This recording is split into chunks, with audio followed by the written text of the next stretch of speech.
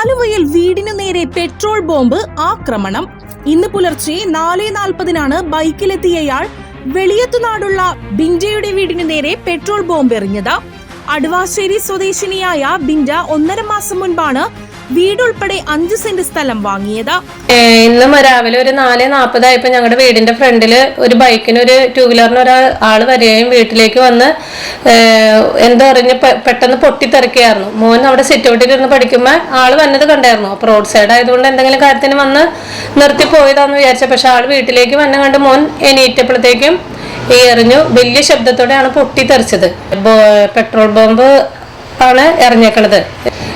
പിന്നെ നമ്മളപ്പോൾ തന്നെ ഞാനും ഹസ്ബൻഡും 2 മക്കളായിട്ടാണ് അവിടെ താമസിക്കുന്നത്. നമ്മളപ്പോൾ തന്നെ പോലീസ് സ്റ്റേഷനിൽ വിളിച്ച് ഈസ്റ്റ് പോലീസുകാരെല്ലാവരും വന്നിട്ടുണ്ടായിരുന്നു.